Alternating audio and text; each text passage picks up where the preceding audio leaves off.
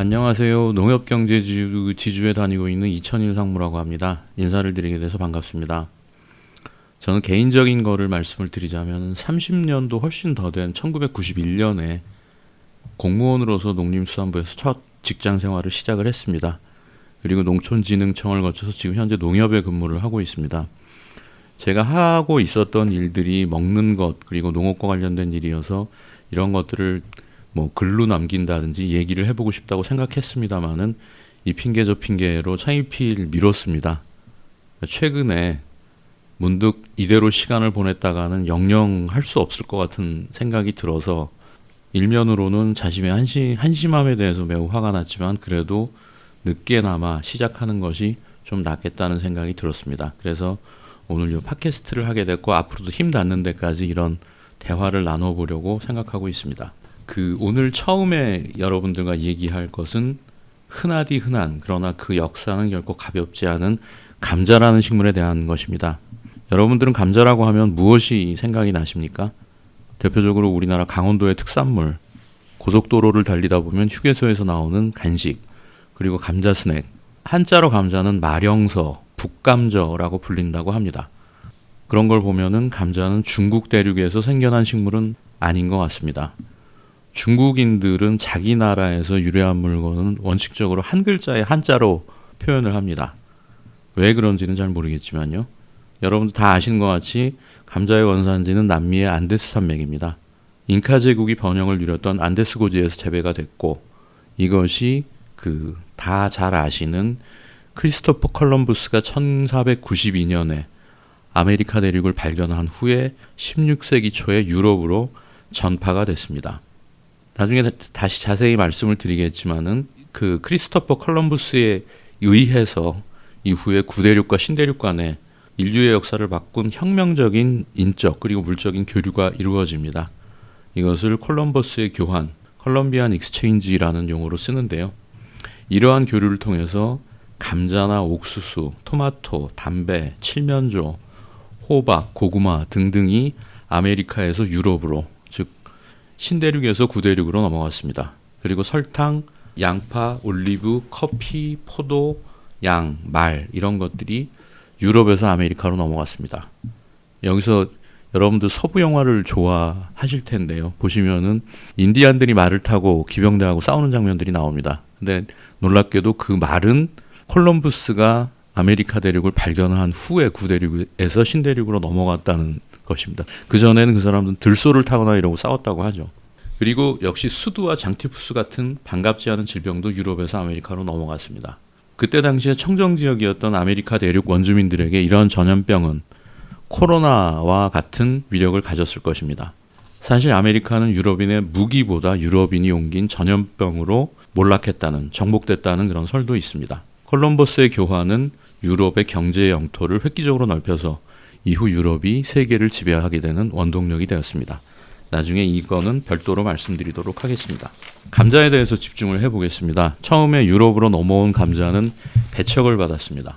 지상이 아닌 땅 속에서 열매를 맺는 모양이 다른 식물과 달랐습니다. 그리고 유럽인들이 아주 지상의 명제로 여기는 성경에도 나오지 않은 식물이라고 해서 악마의 열매라고 불리면서 하층민들이, 그러니까 먹을 게 없는 사람들이 먹는 음식으로 천대를 받았고 돼지나 사람이 먹지 못하고 돼지나 이런 가축의 사료용으로도 재배가 됐습니다. 그러나 척박한 땅에서도 잘 자라고 수확량도 많았기 때문에 점차 구황작물로 유럽 각국으로 퍼져나갔습니다. 몇 가지 예를 들어보겠습니다. 독일은 근대화되기 전까지 통일국가를 이루지 못했고 작은 여러 개 나라로 분할되어 있었습니다. 이렇게 되면 필연적으로 발생하는 것들이 전쟁입니다. 특히 16세기 농민전쟁, 17세기 30년 전쟁 등으로 국토가 황폐해졌고 여기에 또 냉해 등으로 대기근이 발생을 했는데 이때 네덜란드의 용병들이 가져온 감자가 독일 사람들을 굶어 죽는 거에서 구했다고 합니다. 이후 18세기에 프로이센을 강대국으로 키워낸 프리드리히 2세는 국력의 강화를 위해서 감자 보급에 힘썼습니다. 근데도 불구하고 아까도 말씀드린 것처럼 감자는 하층민이나 먹는 거라고 해서 감자의 소비가 좀처럼 늘어나지 않았고 이 프리드리히 2세는 국리 끝에 앞으로 이 나라에서 감자는 귀족만이 먹을 수 있다는 공고를 냈다고 합니다. 그리고 감자밭에 군인을 배치해서 도둑을 경계하는 것처럼 마치 뭐라도 있는 것처럼 보초를 서게 했습니다. 쇼를 벌인 것이죠. 네, 이러한 쇼는 귀족들을 모방하고자 하는 국민들의 심리를 자극해서 결국은 감자를 훔쳐가고 결국은 감자 소비 확대로 이어졌습니다. 일종의 경제학에서 얘기하는 밴드웨건 효과가 발생했다고 볼 수 있는데, 밴드웨건 효과라는 것은 악단을 선도하는 악대차를 맹목적으로 쫓아가는 사람들이라는 뜻에서 유행에, 남이 하니까 나도 한다는 유행에 동조하는 소비 현상을 말합니다. 어쨌거나 이런 공적으로 프리드리히 2세는 감자 대왕이라는 애칭을 얻었습니다. 그리고 지금도 감자는 소세지와 맥주와 함께 독일을 대표하는 음식이 됐습니다. 네덜란드와 관련해서 세계에서 이제 가장 사랑받고 있는 화가 빈센트 반 고흐가 그린 감자 먹는 사람들이라는 그림을 보신 분들이 있으실 겁니다. 이 그림은 당시 농민들의 굉장히 고단한 생활상을 잘 보여주고 있습니다. 독일에 대해서 한 말씀 더 드리면 1차 대전, 2차 대전을 독일이 일으켰는데요. 대전 중에 독일은 부족한 식량을 감자로 충당을 했습니다. 미국은 여기에 대응을 해서 독일군의 주식인 감자밭을 황폐화시키는 전략으로 전쟁을 빨리 끝냈다고 합니다. 독일은 결국 감자로 흥하고 감자로 인해서 망했다는 말이 지나치지 않아 보입니다. 아일랜드에 대한 얘기를 해보겠습니다. 아일랜드는 과거 영국의 식민지였습니다. 아일랜드는 원래 전국이 밀 주산지인 나라입니다. 근데 거기서 생산되는 밀은 전부 영국으로 수탈을 당했고, 그 뺏긴 밀 대신에 주민들은 감자를 주식으로 삼고 있었습니다. 근데 이 주식이 단일화가 되다 보니까 1945년에 감자 마른병이라는 그 감자의 병이 발생을 하면서 갑자기 이제 그 먹을 게 없어져 버린 거죠. 감자 생산이 끊어져 버렸기 때문에 아일랜드 전체 인구가 800만 명에서 650만 명으로 줄어드는, 정확히 말해서 굶어 죽는 그런 큰 비극이 일어납니다. 이 사건이 역사에도 나오는 아일랜드 대기근입니다. 이걸로 인해서 100만 명 이상의 아일랜드 사람들이 살기 위해서, 이미 150만 명은 죽거나 이렇게 됐고 100만 명 이상의 아일랜드 사람들이 살기 위해서 신대륙으로 이민을 가게 됩니다. 이런 이민 행렬은 이후 유럽에서 미국으로 향하는 거대한 이민 행렬의 시초가 됐습니다. 현재 아일랜드계 미국인은 3천만 명을 넘어서 있습니다. 그래서 본국의 아일랜드 인구는 500만 명인데 6배가 넘게 미국 땅에 살고 있습니다.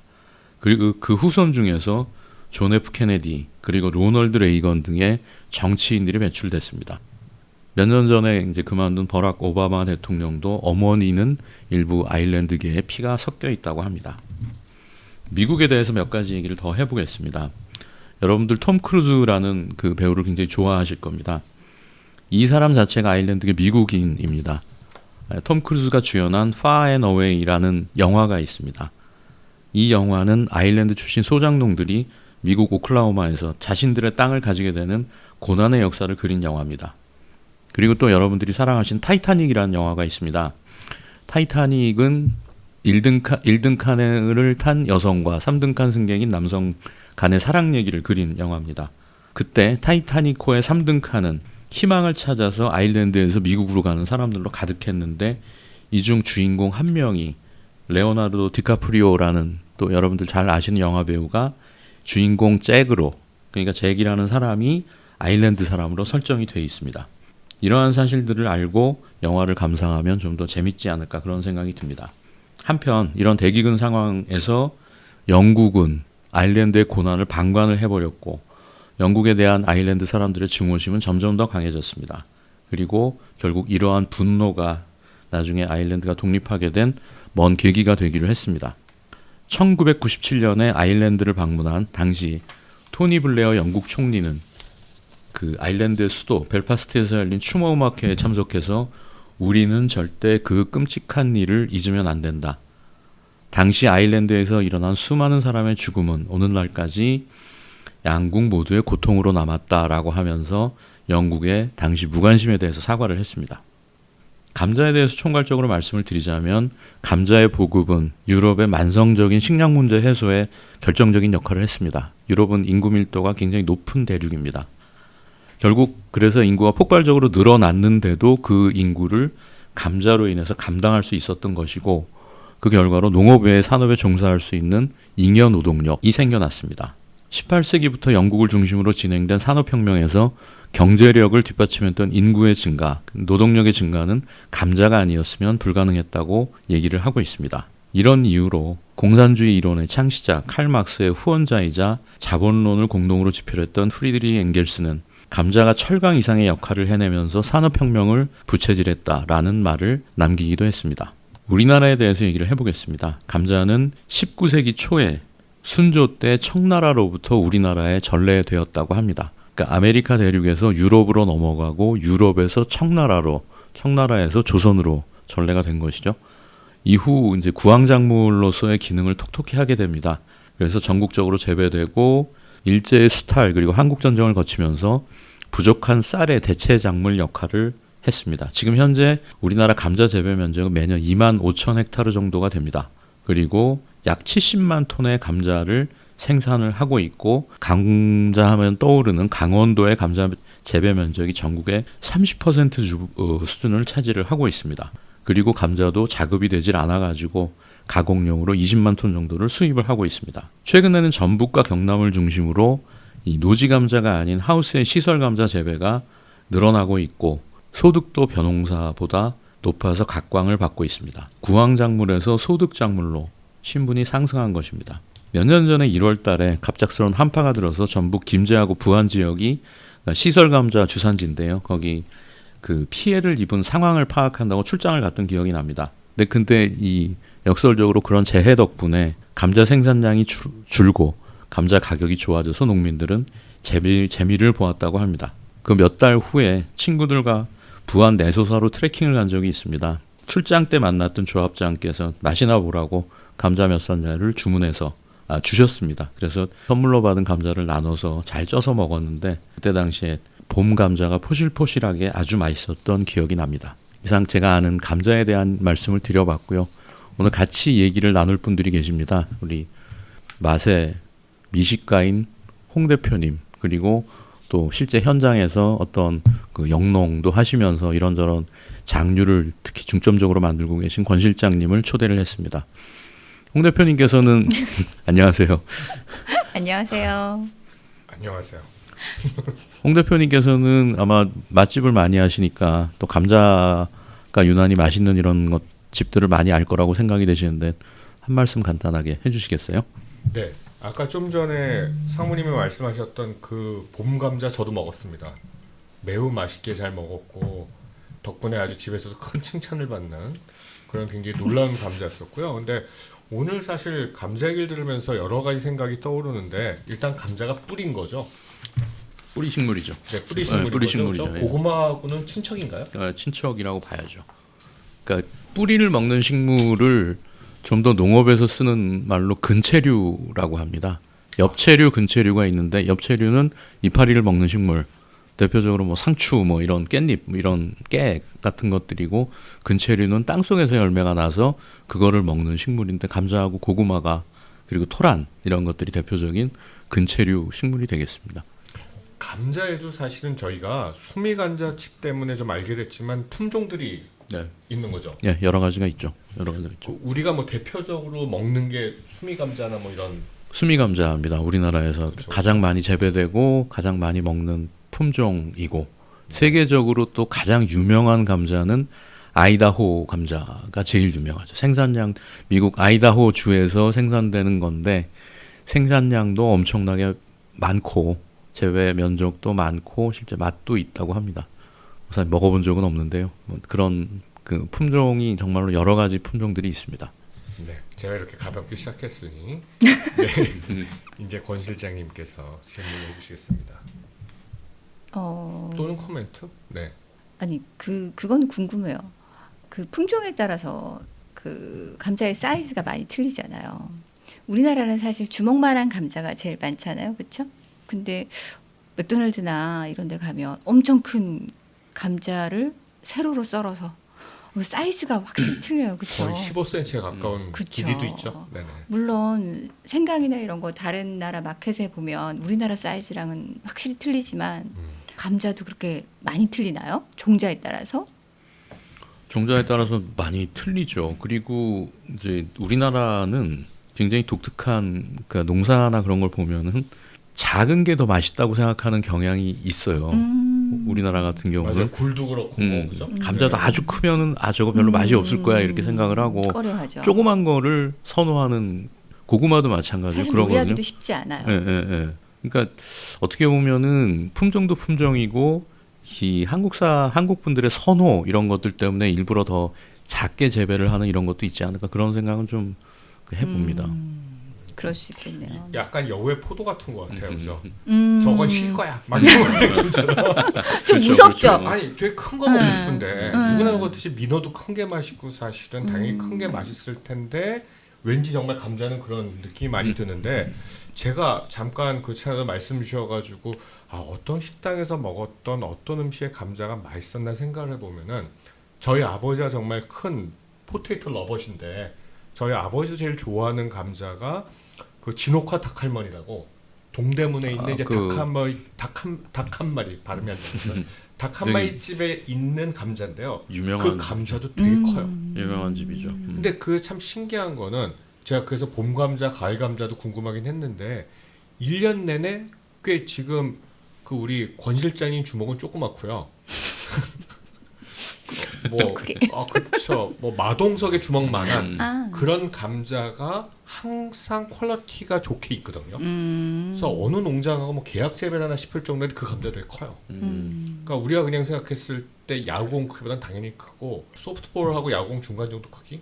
이렇게 하면 더 어려워지나? 하여튼 뭐 그런 크기예요. 그래서 근데 정말 왜 분이 나서 맛있는 감자 있는가 하면은 좀 그 미끌거리면서 맛있는 감자들도 있는데 그런 맛있는 감자 조건을 참 잘 갖춰진 감자가 네.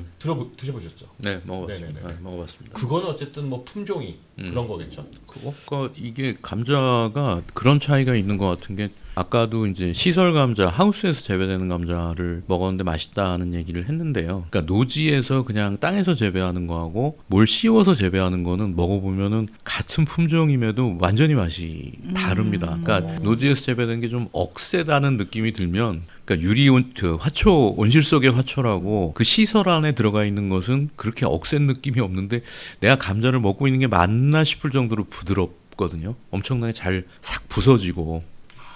그러니까 하우스 감자네요. 예, 예. 가격이 비싸겠죠. 일단. 가격이 비싸죠. 그리고 아마 그런 거는 아까 이제 닭 한 마리 그 말씀을 하셨는데요.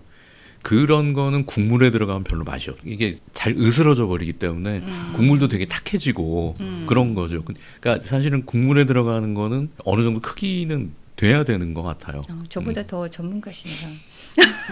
아니 먹는 요리 걸 좋아할 나름 요리 뿐입니다. 전문가로 불려졌는데 여기에 삶은 상태에서 잠깐 넣는 것 같더라고요, 그죠? 오래 끓이면은 당연히 맞아요. 이제 푸스러지니까. 먼저 삶아서 넣어야지 되는 거죠. 그럼 감자는 봄에 원래 노지는 거 봄 가을에 다 수확을 하는 거죠. 주로 여름철이 제일 많이 나오죠. 아 그래요? 네. 그러면 그게 안에서 커졌는지를 알 방법이 있어요? 아마 있을 겁니다. 그러니까 땅 위에 나와 있는 부분을 보면은 사실은 그 뿌리가 얼마나 한 건지 짐작은 하는 거니까요. 그렇죠. 예, 예, 커졌을 때 일단 예, 다 예. 하는 거니까.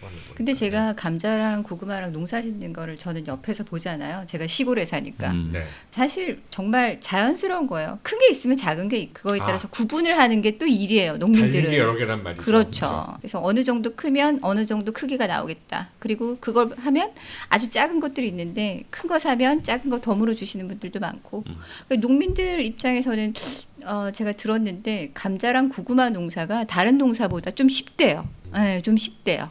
밭농사 중에서도 그렇죠. 고추나 이런 것들은 좀 병충해도 많고 이런데 감자나 고구마는 심으면 열린다. 물론 뭐 선수들이 하는 얘기겠지만 좀 그런 것 같아요. 우선 땅 속에 들어있는 거잖아요. 그러니까 이제 뭐가 자연재해로부터 그래도 비교적 그쵸. 좀 이 변동 폭이 덜할 것이고. 그러니까 고추 같은 경우는 저도 뭐 고추 농사 지어본 적이 없는데 정말 고추 농사 많이 짓는 사람 허리가 성한 사람이 없다 그러잖아요. 손이 많이 가는 예, 거죠. 많이 가고 계속 구부려서 뭔가를 해야 되고 막 그러니까 감자는 일단 몇 달 땅 속에 넣어놨다가 땅이 알아서 뭔가를 해주는 그런 면이 있는 거죠. 그리고 또 하나 사실 감자 맛있게 먹는 집은 지금 저희 그 회사 근처에 있는 집인데 옹심이 집이에요. 감자 옹심이. 옹심이. 네, 옹심이 사실은 옹심이라는 것도 어떻게 보면 수제비처럼 네. 좀 가난했을 때의 음식이었는데 지금은 하여튼 그 옹심이가 너무 유행을 해가지고 감자 옹심이가 수제비랑 같이 그래서 감자를 전분을 내가지고 이렇게 뭉친 거죠. 그래서 알로 해가지고 먹는 건데 그 집도 아마 정말 제가 보기에는 꽤 감자를 맛있게 만들어서 먹는 집. 모든 구황작물은 건강식품입니다. 일단 좋죠. 예. 네. 몸에 좋다고 봐야 되는 거죠. 실장님은 어떻게 감자 어떻게 해서 주로 드십니까? 저 뭐 여느 한국 사람처럼 볶아 먹고 뭐 쪄 먹고 하죠. 근데 제가 아이가 있어서 먹일 때 딱 소금 치는 것보다 굴소스에 이렇게 볶아주면 되게 좋아하더라고요. 굴소스에도 볶아주면 약간 자극적인 맛이 나죠. 그리고 이제 감자볶음 할 때 좀 주의할 점이 있다 그러면 전분을 좀 빼줘야 돼요. 아니면 썰어서 그냥 볶기만 하면 떡처럼 붙어요. 전분 때문에.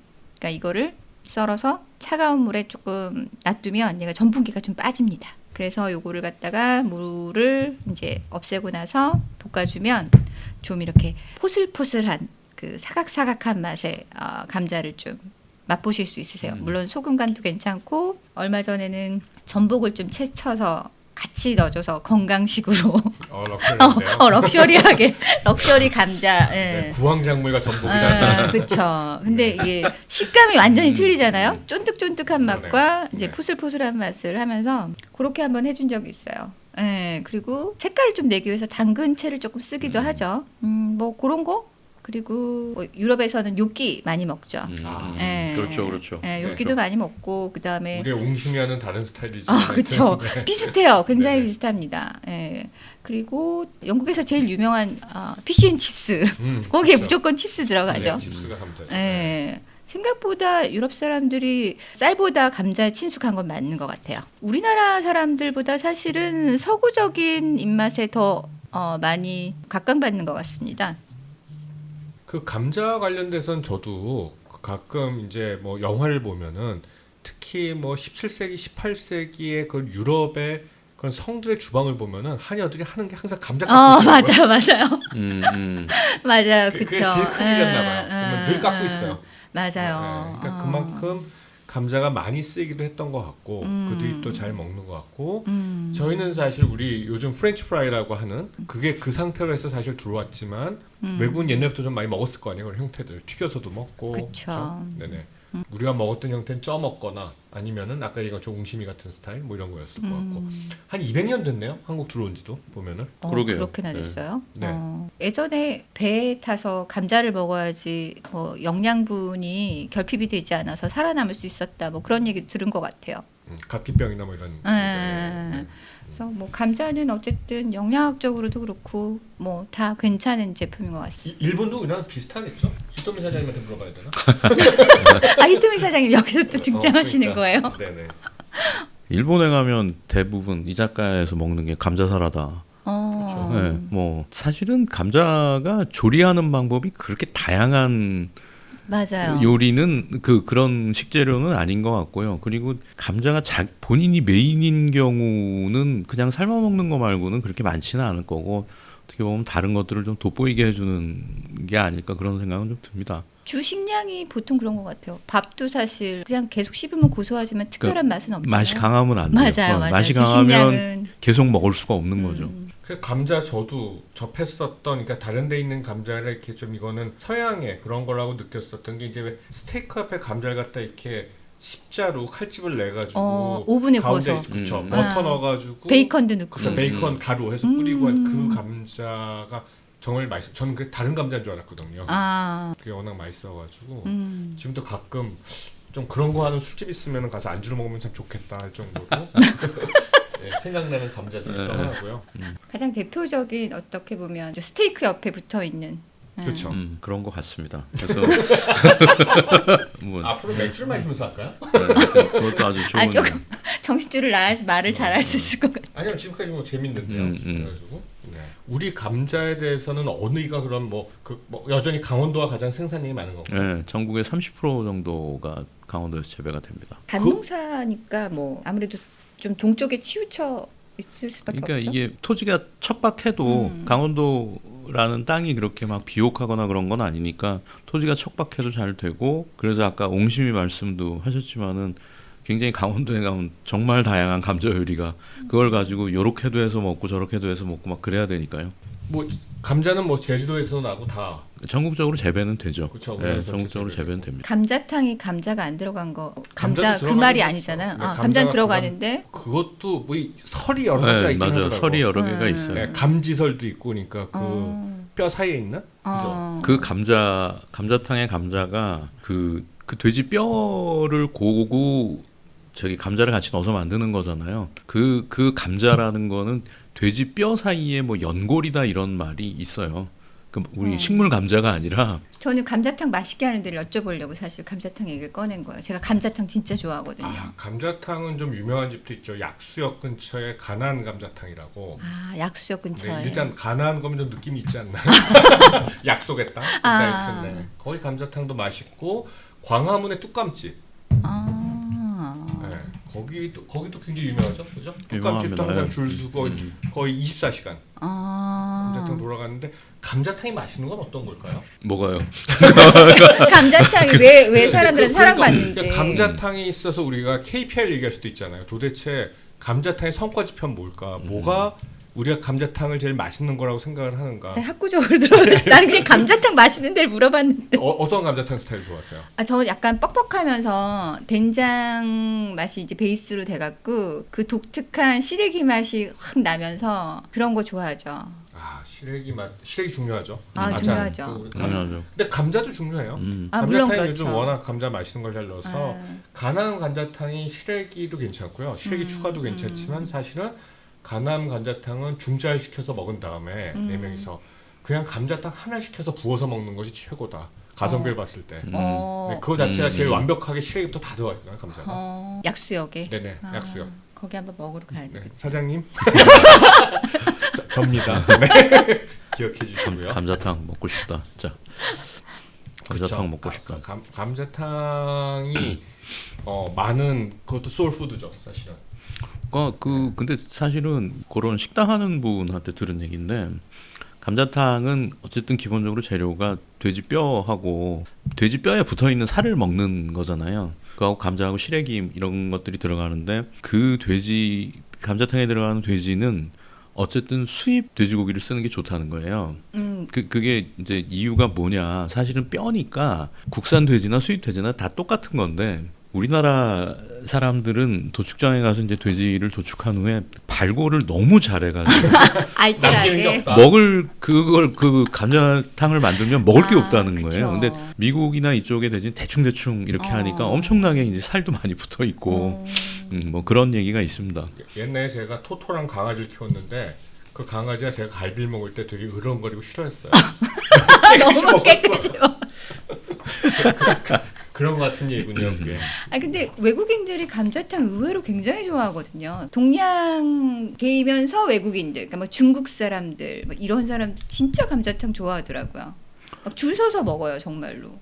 전 의외였어요. 사실 그런 건 우리나라 사람들만 아는 맛이라고 생각했거든요. 근데 의외로 얼큰하고 그런 되어 있는 음식을 되게 좋아하더라고요. 아마 이제 한국 분들이 마라탕 좋아하는 거하고 비슷한 그럴 수 이유가 있겠네. 아닐까 그러면은 그것도 향이 향이 있는데도 어쨌든 젊은 분들은 뭐 줄 서서 먹고 그러잖아요. 사실은 그 중국에서 마라탕은 고급 음식은 아닌데 우리나라 고급화가 돼가지고 그리고 중국 사람들이 우리나라에서 마라탕 먹는 거 깜짝 놀란 것 중 하나가 그 우리나라 사람들 마라 국물 먹는다고. 그래 맞아요. 네. 맞아요. 네. 중국에서 안 먹는데요? 마라 국물을 안 네. 먹는 거죠. 찍어만 먹는 거고 국물은 그냥 그 안에서 담궈서 하는 소스일 뿐인데 맞아요. 그 국물을 우리나라 사람들이 맞아요. 깜짝 놀랐다. 맞아요. 오. 또 비슷한 얘기가 일본 사람들이 한국 사람들한테 놀라는 게 일본 라면을 먹으면서 국물까지 다 먹는다고 엄청나게 짠데 짜고 느끼하고 그런데 그거를 접시를 들고 그냥 우리나라 사람들이 마신다고. 참 국을 좋아해, 그렇죠? 그쵸, 국물을 굉장히 좋아해서 사실은 소바도 마찬가지잖아요. 찌유를 찍어 먹는 거고 그 사람들도 먹는 게 사실 찌유를 나중에 이렇게 물을 타서 먹거나 이러는 건데 우리 뭐 우동도 그렇고 국물을 안 남기는데 감자탕부터 여기까지. 네. 고기도 잘 바르고 국물도 다 먹고. 근데 감자탕도 좀 유래는 궁금은 하네요. 그거야말로 어떻게 보면 부대찌개만큼이나 잘 그렇죠. 안 쓴 그렇죠. 음식들만 뭉쳐가지고 그렇죠. 만든 그렇죠. 거잖아요. 그러네요. 시래기도 그렇죠. 사실 크게 비싼 그게 없었어요. 옛날 기준으로 봤을 때 요즘은 다 비싸지만 원재료들이 그래도 어쨌든 아직도 감자 그 돼지뼈는 굉장히 싼 것 중에 하나잖아요. 서민 음식이죠. 사실 감자탕 자체가 그 옛날에 그 말씀 듣고 보니까 생각이 나는데 그 이어령 선생님이 한국에서 굉장히 심한 욕 중에 하나가 국물도 없다라는 그거라고 무슨 글에서 그걸 썼던 걸 본 기억이 나는데 아주 우리나라 분들이 이제 뭔가 좀 그래도 여유 있고 뭐 우리나라 음식이라는 게 그렇잖아요. 근데 국물도 없다라는 것은 아주 정말 너는 절대로 봐주지 않겠다 이런 거라고. 그러니까 아일랜드만큼의 약간 촉촉해지는 이야기인데 그냥 갑자기 든 생각 감자 먹이다는 뭐죠? 일단 살려는 주겠다요? 아닌 것 같은데. 주먹이 감자랑 비슷하게 생긴 거 아닌가요? 아. 그러니까 감자 먹이다는 거는 욕이잖아요. 그거는. 예. 네, 근데 왜 그런 데다가 우리 감자를 가장 맛있게 먹던 감자는 어떤 감자였는지 그러니까 사실은 요즘은 이제 주로 아침을 거르고 출근을 하는 분들도 많고 한데 저는 뭐 옛날 사람이 돼서 그런지 가급적 뭐는 조금이라도 먹으려 그럽니다. 그래서 부인께서 은혜를 베풀어서 전날 감자를 삶아 주시면 아침에 일어나서 그걸 감사한 마음으로 먹고 나오는데 그 감자가 굉장히 질리지도 않고 맛있다는 그런 기억이 듭니다. 사실 감자는 아예 주식이 아니면 아예 부식 정도인데요. 근데 그럴 때마다 어떤 정말로 사람이 살아가는데 우리나라 사람들뿐만이 아니라 굉장히 많은 역할을 한 것 같고 천대를 받으면서도 꿋꿋하게 인간을 부양한 음식이 아닌가. 그런 면에서 보면은 어느 감자 여러 가지 품종 뭐 이런 말씀도 하셨는데 할 거 없이 굉장히 소중한 음식이다라는 생각이 들고 앞으로 우리나라도 지금 감자를 많이 재배하는 것 같아도 그 자급률이 그렇게 높지는 않습니다. 수입을 많이 하는데 감자도요? 네, 네네. 수입을 많이 주로 이제 미국하고 호주에서 많이 합니다. 그래서 이제 앞으로 더 감자 농사가 활성화가 되고 또 자급률도 높아지고 그랬으면 좋겠다는 생각이 듭니다. 그래서 감자로 만든 요리나 이런 것들도 많이 개발이 되면 우리 셋이 다 같이 가서 먹기도 하고 또 감자도 서로 나누기도 하고 그런 계기가 되면 되게 좋겠다라는 생각이 듭니다. 오늘 첫 번째 얘기인데요. 재미있으셨는지 모르겠습니다. 다음에는 더 좋은 식물, 더 좋은 동물 그리고 재미있는 역사 이야기를 가지고 또 찾아뵙도록 하겠습니다. 감사합니다. 감사합니다. 감사합니다.